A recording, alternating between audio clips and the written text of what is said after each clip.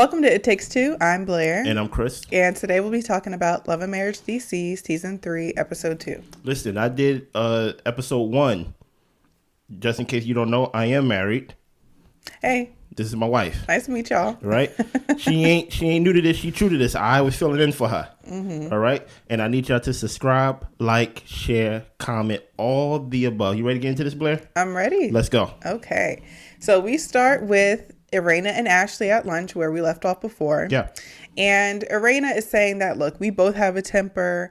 Ashley is telling Irena that I was trying to get you to stop. I was telling you to stop. Mm-hmm. And Irena says it's going to take more than that to calm me down. My husband can't even calm me down. Ashley says that Irena and her family have become, they feel like they're family, and they feel like Irena's family is like their extended family. Okay. She was hurt, and it felt like Irena was picking sides. Irena apologizes because she wants to continue the friendship with Ashley, and she considers both Ashley and Joy her friends, and she doesn't want Ashley to feel like she's picking sides. Irena asks if Joy asks to meet up and have a discussion with you, would you go? How would you respond? Yeah. And Ashley is like, look, the Pettys think that I'm jealous, so it's a lot more now than it was before. Yeah, you have to let me know who I am. Am I your family or am I your friend? Mm-hmm. You get what I'm saying? Ashley, I met people like Ashley before, to where they have that hard shell, but they have that hard shell because they are soft on the inside. Mm-hmm. You get what I'm saying? So even Ashley saying, I took that letter D back off a friend from you and stuff like that, and I'm just like, hey, keep it. I'd rather be extended family than have to be friends. You know what I mean? How do you feel about Ashley's point of view when it comes to Irena picking between Joy and Ashley and things like that? I feel like how it was discussed later in the episode, I feel like it's very high schoolish of, you have to be on my side and see where I'm coming from. Like, Facts. The only thing I can see Ashley being upset with is the fact that Joy came to her house without really RSVPing and not really speaking when she got there. But for Ashley to have this much energy towards her, like, you were in the wrong, and I feel like it's because she's not used to being in the wrong and sitting in the wrong. And Joy can take as long as she wants to accept or not. Yeah. So, yeah. It would make you think that Joy did something to Ashley, the way that Ashley's acting. Yeah. Right? And I'm just like, wait, I had to remind myself, no, Ashley, you was the one that kind of messed this up and things like that. Actually, y'all two was the ones that actually messed this up and things of that nature. But let's continue. Well, Irena does feel that Ashley is jealous of her friendship with Joy. You feel that way?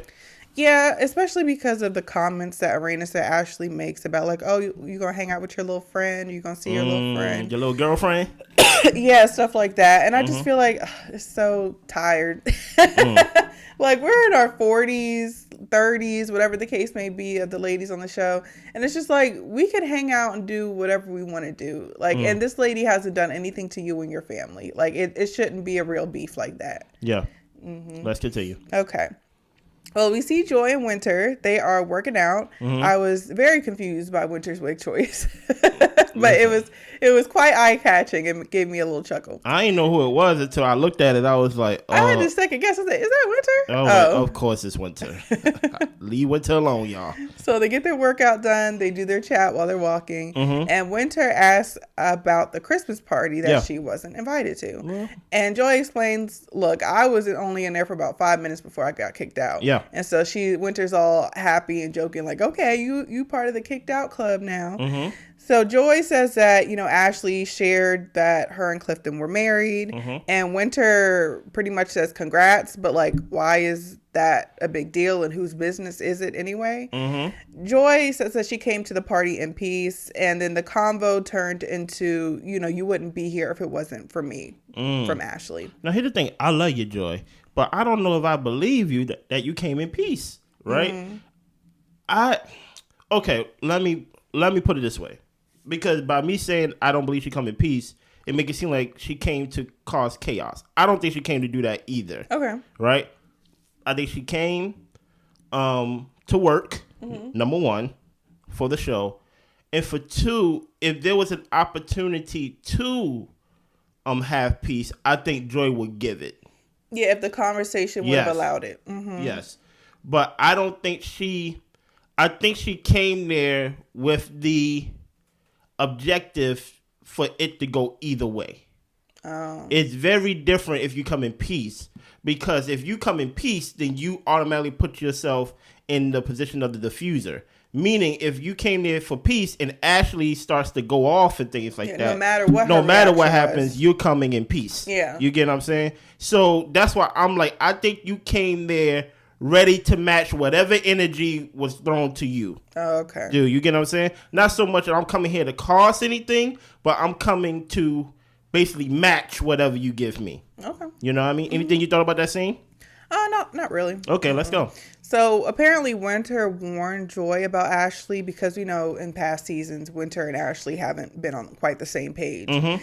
And honestly, to me, that had been because of Ashley. I mean, Ashley, when Winter, I don't know if y'all remember, in the first episode of the first season, mm-hmm. when they were introducing the ladies to us and Monique was saying, this is my friend Winter. She's mm-hmm. A couples coach or it was something like that. Yeah, expert or something like that, relationship expert. And she was going up to give her speech, and Ashley was over there rolling her eyes and doing a kiki ha ha with Arena, mm-hmm. like while the girl was up there giving her speech. So yeah, I feel like Ashley has a little bit of bully energy, of course, and is rude. And she's nice to who she wants to, and people kind of have to prove themselves to her, mm-hmm. which is odd. It sucks because I like Ashley too. Like it's strange. Yeah, I like her. Like I like Ashley too. When she's cool, she's around her people, she's fine. Mm-hmm. But it's like when she's around new people, maybe that's where I'm not saying she's insecure. She's a beautiful lady, mm-hmm. wonderful life. But some people do have nervousness or things around people they don't know. So maybe it could be something like that. I don't know. I don't know about nervousness. I think it's very what's the word? Animalistic, I guess. Oh, like I'm the big dog. Like basically like this is my territory. I peed on these people already.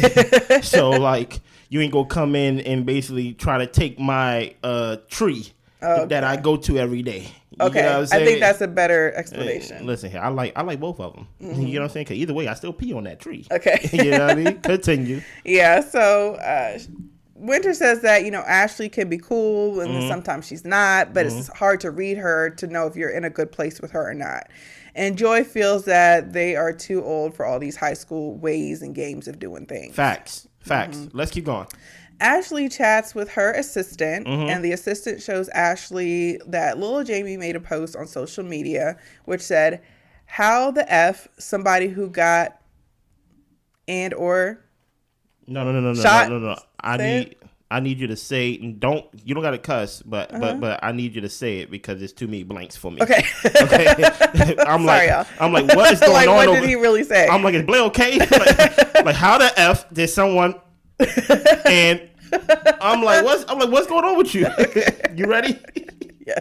Okay, come on, give it to me. He said, "How the F somebody who got shot and or stabbed got mm-hmm. some nerve to call somebody bad. MF's life be so perfect. I forgot. Take the DJ off your name. Who is you?" I'm a DJ. I'm DJ Quicksilver. What did you think of that so far before we get to a little bit more details of that? Yeah, I thought it was funny. I don't know. Was it unnecessary? And the families are close enough to where if he had a grievance, he really could have went to them. Absolutely. Yeah. But it gave me a little chuckle. Yeah. Come on, let's go. Yeah. Well, Lil Jamie was upset because he saw the episode where Quick said that he was a bad kid. Yeah. And he compared his kid to Lil Jamie. I don't want my kid to turn out like Lil Jamie. And Ashley thinks that Quick used the wrong terms, mm-hmm. that he should have said that he made bad decisions and not that he was a bad child. Ashley calls Arena to have a sit down with the Tylers and with Lil Jamie, and she would like to talk directly rather than having these conversations over text or social media. Mm-hmm. And Ashley feels like accountability needs to be taken on both sides. Blair, your thoughts? That's the annoying part to me is when people like to say accountability needs to be taken on both sides when mm-hmm. someone is clearly in the wrong. Clearly Quick shouldn't have been speaking on him like that. No matter how much of a mentor or how many conversations you have with somebody else's kid, you don't need to speak on their child. Yeah. Especially negatively like that. At the same time, should Lil Jamie have not gone to social media? Sure. But to me, that's a separate conversation, and it doesn't need to be conflated with the main issue of you speaking bad on his name on national television. So, yeah. Yeah, I think Quicksilver misspoke because Jamie's not a bad kid. He's a bad man. He's not a kid. Okay. We have seen Jamie through season 1 and season 2, and he is bad. Period. Like, it's one thing, y'all making it seem like just because his name got little in front of it, y'all making it seem like this boy 12, 13 years old. Like 25, right? This is grown man. If DJ Quicksilver would have said, he is a bad man and not, see, bad man, I feel Jamaican. I was about to say. You know what I mean? Say it right. Like if he was but let's just take the word kid off of it, right? I think if Jamie was a kid, then I'd be like, don't talk about nobody kids. But he was talking about a grown man. So I don't even know why Jamie, little Jamie at that, felt the need to quote unquote act like a kid. Yeah. And go into the tweeting and making posts on Instagram and things like that. Lil Jamie is immature. What we've seen from this, not this season, but previous seasons, he was entitled. He was spoiled. He was getting to these little petty, these little miscellaneous type of troubles and things like that. Things that were just random. Yeah. And things. And at that, your father was a cop. Yeah. You know what I'm saying? Yeah. And you didn't grow up like that. So, the only thing I have a problem with what DJ Quicksilver said is, look, when it comes to you bringing up your kid, you don't have to use someone else's child as an example of what to be and what not to be. Or at least not on TV. At least not on TV. You know, talk to your child or your wife in private and be like, you don't want to turn out like so-and-so. And then on top, and see, I will only use that because God willing, I will be a parent one day. I will only use that example because they made it seem like Quicksilver kid hangs out with Lil Jamie and like he looks up to Lil Jamie or something like that. I can get it if you use it in that term. Yeah. Because like they're close, you know, big brother, little brother type of relationship. But as far as I know, I never seen them two hang out because one is too small and one is too grown. You know? So if DJ Quicksilver would have just said like he's a bad grown up, I would have been like, I mean, he ain't lying. But to say like that's a bad kid, I'm just like, that wasn't needed. Yeah. You know what I mean? Come on, let's go. Yeah. Well, yep. So they're gonna meet up eventually. Yeah. And then So moving on, Cliff has his beard oils he's working on. And we have Carmen, who is also on Ready to Love, who is his publicist since they met on the show. Yeah. She has been going to events that he couldn't make for promotion and networking reasons. They sit and they chat about their Ready to Love experience, how they went on a date. They actually did have a connection. And he shows her the mock-ups of some of the logo designs. Nice. So Cliff is having Joy work on the copywriting side of things, and it can take up to a year for that to go through completely. And Carmen feels that all of this should have been moving a lot quicker. Like his beard oil should be out by now. Yeah. And Carmen says, look, Cliff, you should talk to me about this stuff moving forward because I can get things moving and put things in order because you know, I work for you technically, so I'm going to make sure that things are done in a quick manner. And so apparently Joy did it 4 weeks ago, and they feel like it should have been completed sooner. Yeah. I'm gonna let you go in like a quick second, but one thing that stood out to me was the sentence of Joy may have too much on her plate. You get what I'm saying? Throw that over. Now, Blair used to watch and still watches, actually. We actually reviewed Ready to Love, so make sure y'all go over to Ready to Love and watch after y'all watch this video. Give us some background on Clifton. Is Clifton? Yeah. Clifton, Joy, and Cameron, you say? Carmen. You said all of them been on Ready to Love and things like that. Yeah. I don't super remember Clifton and Carmen's relationship because I feel like any type of connections Clifton had was kind of short-lived. Yeah. Because him and Joy connected pretty quickly and pretty deeply. And they stayed that way. And they stayed that way for quite some time. Mm-hmm. So any connection he had, he downplayed it for Joy. Yeah. So, and the whole point is that Joy knows about her. And they're friends, apparently. Yeah, all three of them are friends. So with all of that background that we have so far, how did you feel about this meeting and things of that nature? Well, or just the overall feeling of she being the assistant, the publicist, and stuff like that, the publicist, and basically there to assist him in things that he needs done, because she not only talk about things that a publicist do now. That's true. She talking about like things that need done. We seen little pictures and things like that with her in a bikini and things like that, basically showing, basically to give us the idea that they do have a close friendship, partnership, whatever it is. And then they toast to like love, life, and sex or whatever. Right?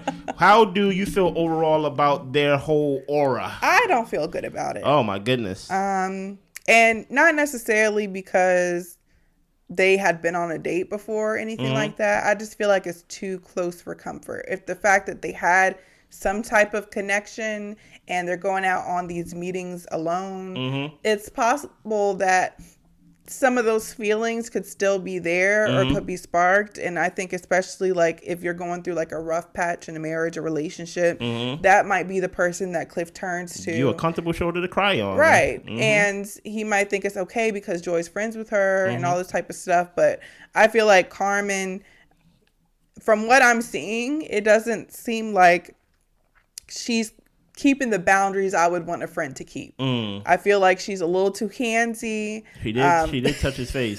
Or his beard, that is. Yeah, and I don't know if she just has this flirtatious energy that's just her. Like on the show, she always came across that way, but I feel like, I mean, it was a dating show. So I wouldn't quite feel comfortable with it. Like we can be friends, we could all hang out, but for y'all to have so much alone time, even if it is talking about the business, I think there's a level of attraction there that I think that y'all probably shouldn't be alone. And that's my point right there. Yeah. Clifton is a attractive man, and she's an attractive woman, right?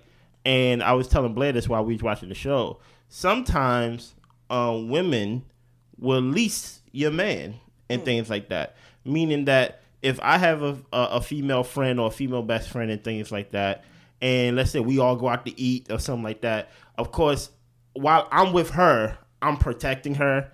I'm probably paying for the food. She's leasing me, basically feeling like, good. She feels like, I'm with my boy, Yeah. And I just feel like there's no, like, to have that type of relationship, it gotta be hard lines. Like, it has to be hard lines. The lines can't be blurred. You can't welcome me by touching my face. Like, don't touch my face. You know what I mean? I can't be in pictures with you when you in a bikini. It gotta be hard lines, because I don't want things getting back and, birds being, and that's when birds get to chirping, and that's when people start talking. So I feel like their relationship is going to be the topic of conversation throughout this season, and I'm kind of happy about it. Oh. I'm actually happy about it. Let's keep going. Yeah. Well, we move on to Winter, who is in the studio recording a new track. Well. So Black wrote a new song for her about love. Winter's sister Candace comes into the studio, and she's talking to her about how things are going with her boyfriend Yusha. And she says that she would like him to be more expressive about his emotions. Yeah. They've been dating for 4 months, and after the skating date, he called her and said he loved her. Candace asks what's different from prior relationships to now. And Winter, first she says that, well, I've only had 2 relationships in my life that have been like this. And then she's like, well, what about your child's father? That was quick. And she said, well, that was a shotgun wedding. Like, that wasn't like a real wedding, I guess. So Winter is telling her that monumental things were discussed too quickly instead of really dating and getting to know each other. Yeah. The sister says, take your time to get to know him, and that love can blind you at times. Let me ask you a question, Blair. If me and you go on a date and you tell me, I said I love you, and you don't say it back, and I know you are a person that is more action-based and things like that, and you basically tell me at this date about how I don't use my words to say I love you, right? And then that night I just called to say I love you. Does that feel genuine? I don't know, but I'll take it. Okay. As long as you say it and you acting nice. And that's the problem, right? I'm not going to dive that deep into it and be like, does he really mean it? No, if you didn't want to say it, you didn't have to. You grown. But you kind of peer pressure me into it, right? You said it. Because remember, she said, I love you. And he said, thank you. And I appreciate that. Maybe he needed time to think about it and realize he was in maybe love. I was told. And then right after you tell me that you didn't like that, I called that night and said, I love you. How did that feel genuine? But you said no matter you. I mean, the first time he didn't want to say it, so he didn't say it. So if you feel inclined to say it now. Because you inclined me. Okay.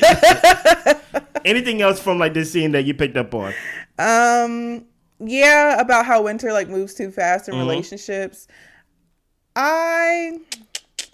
Do you agree? I don't know. Here's the thing. I think that last relationship, she hadn't been to the guy's house. She didn't know he lived in his mama's basement. That was weird. It was a lot, and she was calling herself a relationship expert. That's why I was on Ashley's side at the time, because I'm like, girl, what are you talking about?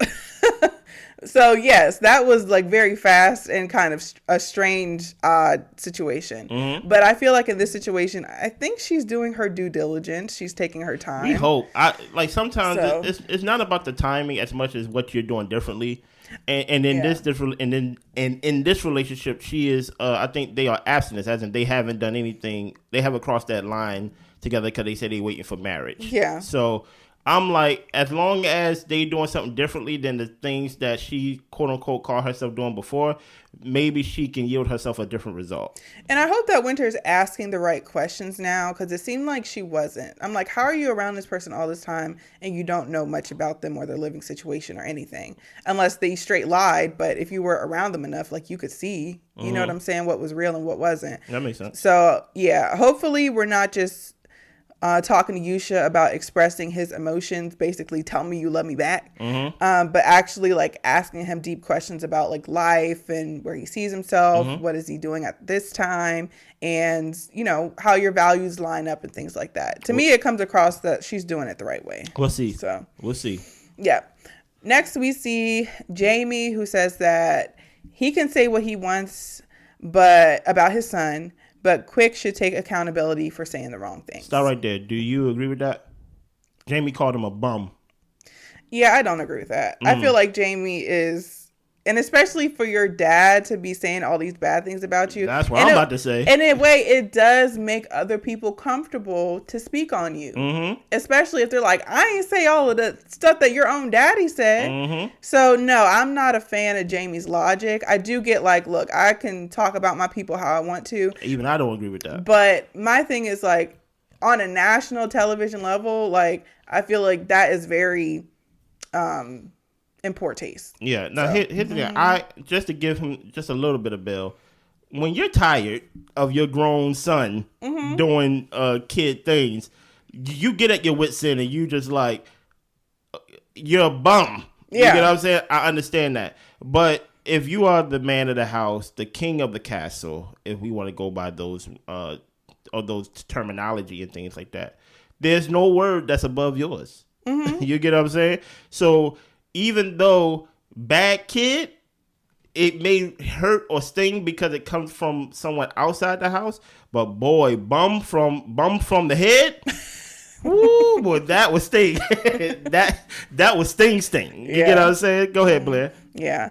Well, Quick is disappointed that little Jamie didn't call if he had an issue. He said that, you know, you can call me to get into clubs, do all this other type of stuff, but you want to get on social media when you have an issue. Facts. So the Silvers and the Tylers have a sit down with little Jamie. Yeah. And Jamie says, look, just to let you know, I told little Jamie to chill out and to not be posting stuff like that on social media. But he's grown and he wanted to do what he wanted to do. And Quick tells him, like, look, you're not a kid. You're a grown man. You could have reached out to me instead of going to social media. Little Jamie says, well, why would you compare me to your son? And Quick tries to give us a definition of what a bad kid is. And he says, a bad kid gets in trouble with his parents, the law, etc. And your dad has called you a lot worse. Jamie says, yeah, but that's my son. And I just want to give one additional comment that I feel that, yes, I do feel like people do not need to tiptoe around little Jamie's feelings. Meaning his dad. Quick, tiptoe, walk on eggshells, please. This is not your son. But as far as little Jamie giving it straight to his son of basically, you are living like a bum. You are doing bad things, all these types of things so that he can see reality. Because I do feel like we don't need to like play around with the fact that you're not in the position that you need to be. So I feel like as a parent, yes, give it to him straight. Putting it out here and saying it in front of all these people and getting drunk and talking about how your son's a bum and all this type of stuff, that's a little much to me. It's giving bummish. But I feel like when you talk to your kid, not about him to other people, but when you talk to him, yes, be straight. Yes, be straight. But if you're over here talking about him to everybody, then yes, everybody feels like they can say whatever they want, you know? So basically you saying as long as I call our kid a bum, that's good. As long as I don't say things about him being a bum, then I'm just say it to him. Okay, thank you. Y'all know now, okay? Keep going. Well, Quick is like, look, it wasn't malicious. And Quick is yelling. He's cussing a little bit. He's very animated. And little Jamie's like, why are you cussing at me, though? Yeah. Like, if you want to talk to me the right way. I laughed a little bit. I ain't going to hold you. Ashley pretty much tells Quick to be quiet. And she says, look, you know, there was a comparison because Ashley went to Arena and was telling her some of the things that her 15-year-old kid was doing. And she wanted to just kind of try to compare notes to say like, hey, should I be worried about this? And Arena was saying, you should nip this in the bud because you don't want to be down the line and be dealing with the things that I'm dealing with. And this was an unseen footage that they finally showed us and things like that. And she even said that she wished that she would go back and be more strict with Lil Jamie back in the day. Yeah, yeah. And so that's where the comparison started, was with Arena and trying to just compare notes as a parent. Yeah. And Quick, eventually he admits he was wrong. Yes. And Ashley even acknowledges that the bad thing is a trigger word for her. And she really didn't like that Quick used it because her mom used to call her bad. And Lil Jamie says, you know, why couldn't you use yourself as an analogy instead of me with all the things that you've been through in life? And Quick is just saying, look, I'm still in your corner. I still want the best for you. Like, even though I said that, I'm not trying to be like, talk down on you or not be a support for you. And he says that he still believes in him. And so Lil Jamie apologized for taking it to the internet. Yeah. So Lil Jamie and Quick hug. He leaves and, you know, everybody is ending on a good note. Look, there's nothing really much to add to it from my point of view because I kind of said it when Blair first brought it up. He's not a bad kid. He's a bad grown-up. You get what I'm saying? He doesn't take accountability. There's no fire in his behind.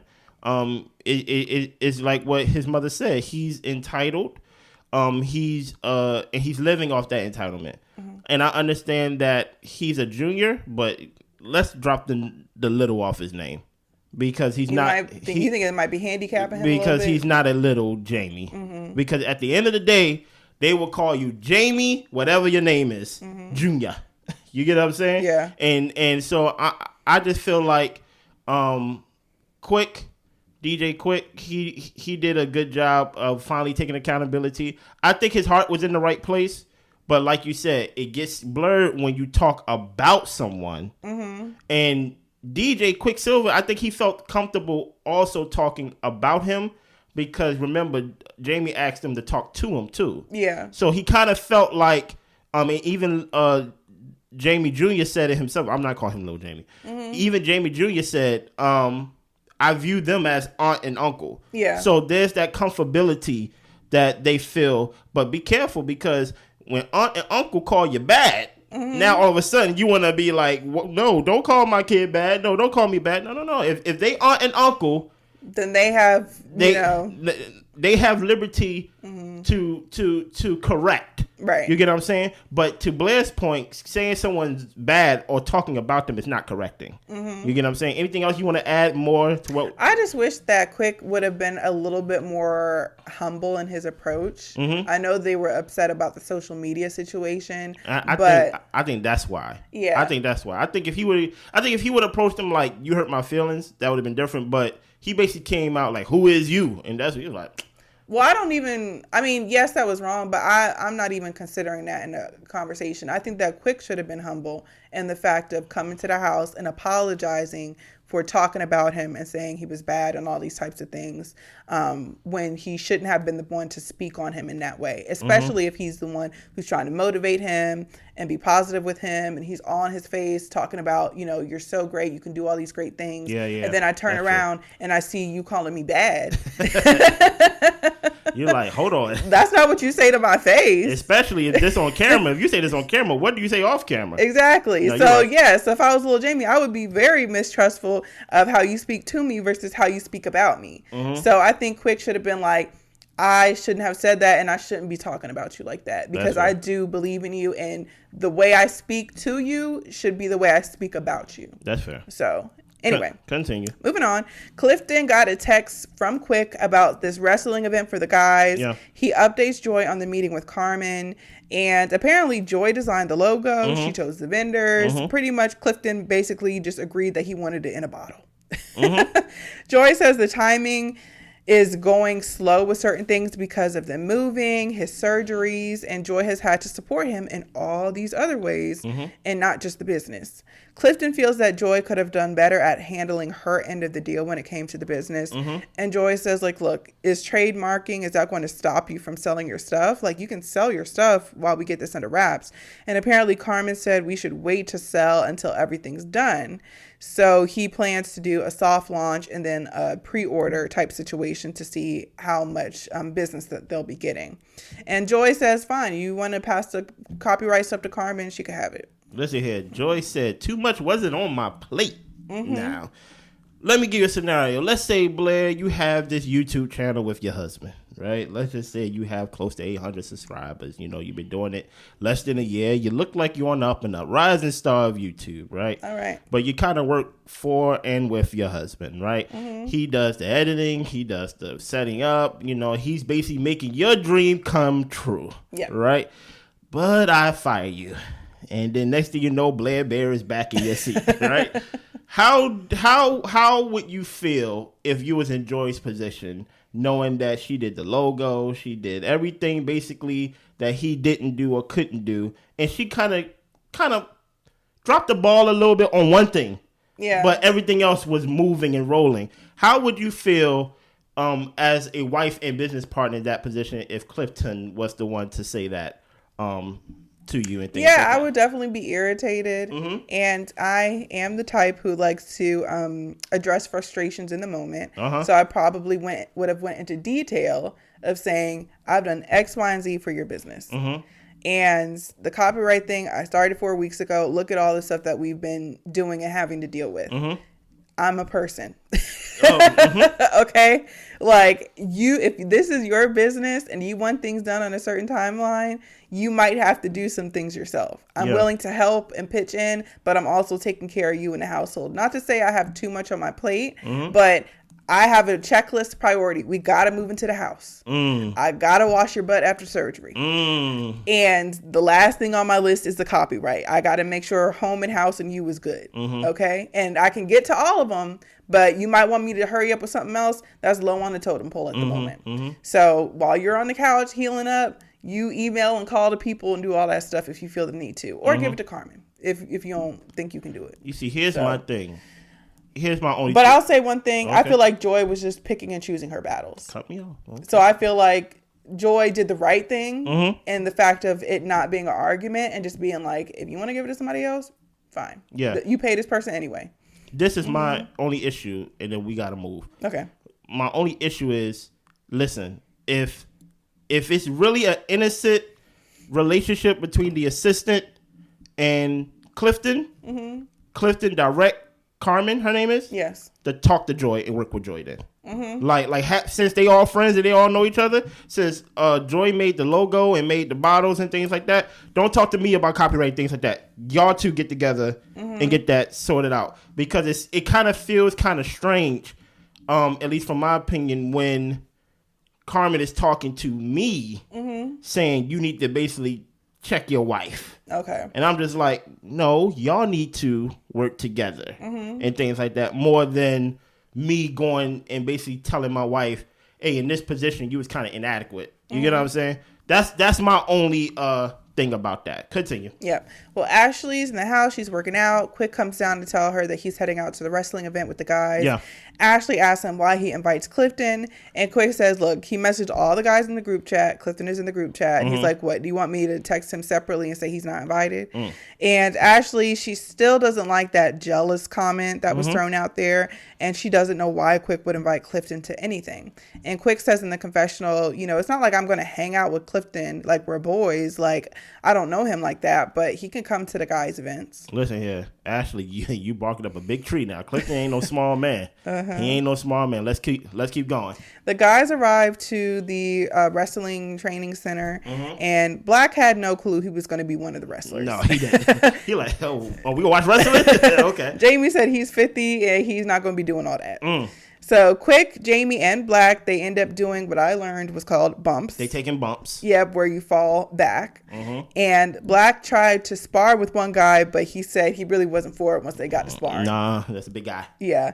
Well, Clifton was on the side because of his back surgery, but I think he got peer pressured into doing something. So he picked up somebody and did a little body slam. Like I said, man. Well, Quick shares that he loves wrestling, especially because it's a billion-dollar industry. Clifton asks about doing business with your spouse, and Quick says, honestly, just don't do it. He talks about how him and Ashley owned a club, and Ashley was very creative with her ideas, but wasn't very practical with how the budget would play into that. Yeah. Clifton says that, we've missed some deadlines, and Jamie asks how Clifton can work with Carmen, being the fact that they dated. Jamie called her an ex. It wasn't that serious. No, it wasn't that deep. Clifton says, look, we're all friends, so that's why it works. And that is it. Listen, just to give my 2 cents about working with your spouse, being in business with your spouse, Blair just wants to talk about the shows. You get what I'm saying? That's her part of business. My job is to figure out everything else. You know what I mean? Figure out how to upload it, how to do everything else. So technically, even though it takes 2, we are doing 2 different things with 2 different objectives. Yeah. You get what I'm saying? Blair's like, I'm chilling with my husband. I'm watching these shows with him. We talking about it like we would do normally. Well, not normally, because I wouldn't watch these shows normally. Oh, okay. You get what I'm saying? But it's a time for us to bond. That's what Blair is getting from this, right? Yeah. With me, I'm more like, treat this like a video game. Okay. I'm like, how much subscribers can we get? You know what I mean? And that will hopefully benefit us and also benefit you, because we need subscribers so we can grow the channel and, add more lights and add more camera angles and talk about more shows. Anything else you want to share on that last scene? Anything else you want to share, Blair, on this episode? I do think that working with a spouse, this is fun. So it's not that much pressure. It's not like we're handling thousands of dollars and, our life is on the line. So I feel like when there's more pressure, then maybe there's more stress. But to me, this is fun. It is fun. So it is fun. Now, 3 years down the line, 4 years down the line, if you just see Blair doing it by herself, it's not being fun. It's not fun no more. It takes one, okay? Anything else? That's all I got. Y'all be good. Have a good day. Bye.